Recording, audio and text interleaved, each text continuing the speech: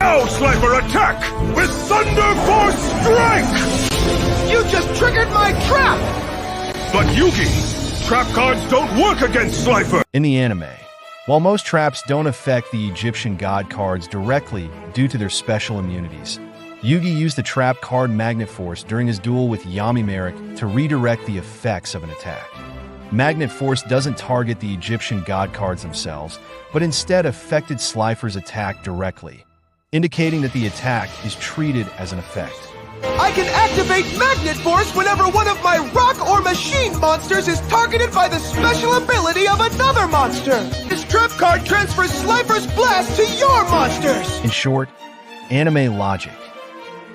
All right. This is my last chance to win this duel and free the souls of my friends from captivity. Please, Heart of the Cards, guide me. How does one defeat Infinity?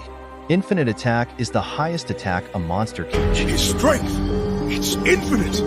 Which means there's not a monster in your deck that can stand up to it. Defeating it is almost impossible, but Yami Yugi still managed to pull it off. How? With magic.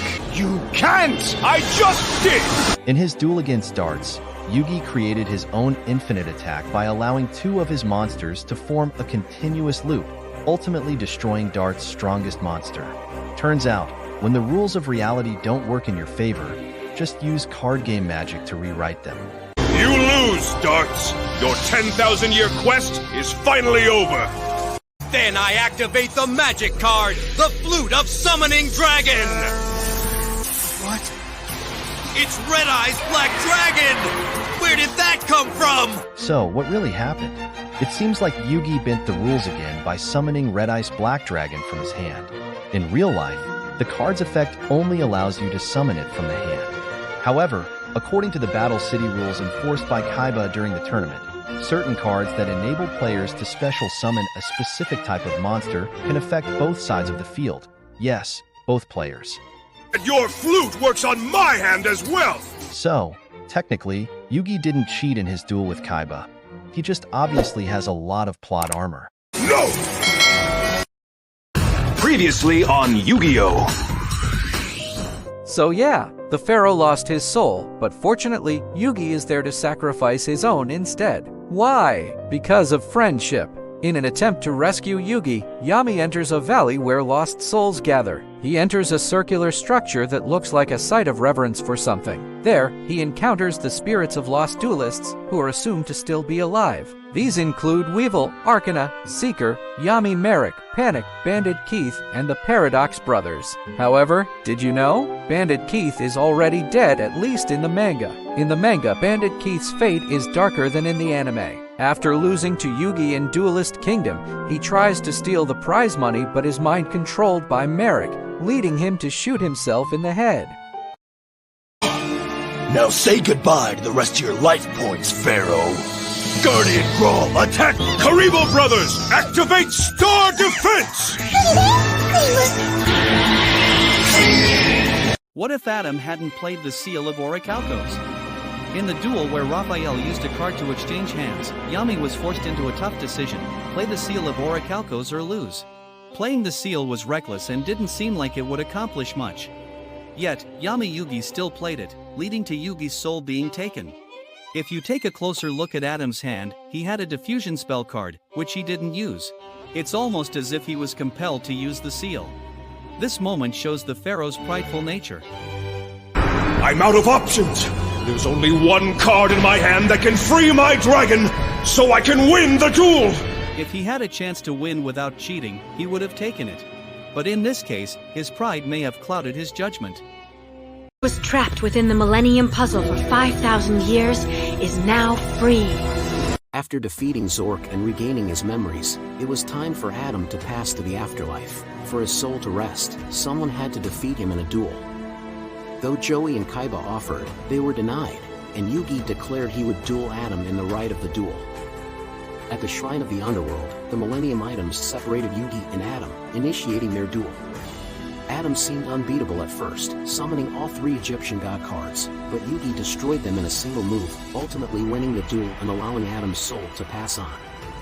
However, after Atem's departure to the afterlife, Kaiba became obsessed with proving himself superior to the ancient Pharaoh. After many years, he used his genius and vast resources to develop a method to cross the boundary between life and death. Though their duel was never shown, Kaiba would eventually return to the realm of the living and conduct a playtest of Yugi's new game. The card I'm about to draw will determine the Pharaoh's destiny! Now I activate this! What happened to Yugi after Atem passed? After Atem's departure to the afterlife, Yugi Muto returned to a quieter life. With the Millennium Puzzle gone and the spirit of the Pharaoh no longer guiding him, Yugi continued his high school days along with his friends, Joey, Tia, and Tristan. After graduating from high school, Yugi pursued a career as a game developer. Sometime after Kaiba's return from the afterlife, Yugi and Kaiba playtested Yugi's new game, Spherium 2, at Kaiba's space station. Eventually, Yugi met Jaden while Jaden was rushing to Duel Academy and gave him his winged Kuribo card. At your back! Sorry! You don't say.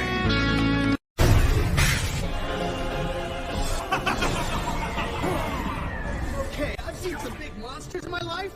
That behemoth definitely takes the cake! And it probably ate it, too. Why didn't Yugi remember Jaden?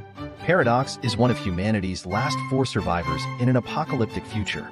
He can travel through time and space, seeking to change his ruined future by killing Maximilian Pegasus to prevent the creation of dual monsters.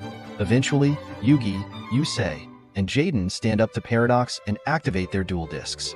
However, it appears that Yugi meets Jaden for the first time here, which contradicts prior events.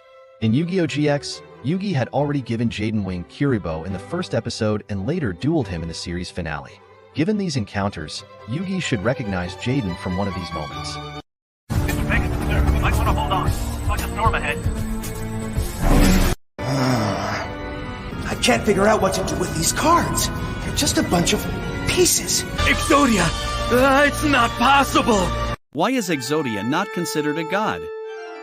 In the anime, the Egyptian god cards, Slifer the Sky Dragon, Obelisk the Tormentor, and the Winged Dragon of Ra are worshipped as deities and were designed as near-invincible forces. Each possessing unique abilities beyond normal monster mechanics, such as immunity to card effects or the need for special tributes. Exodia, on the other hand, represents a sealed and forbidden power. Its parts are scattered to prevent its full summoning, symbolizing containment rather than worship or godhood.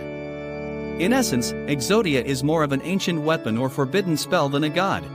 But what do you think? Exodia! Obliterate!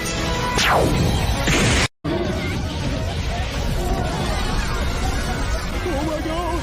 I hear this!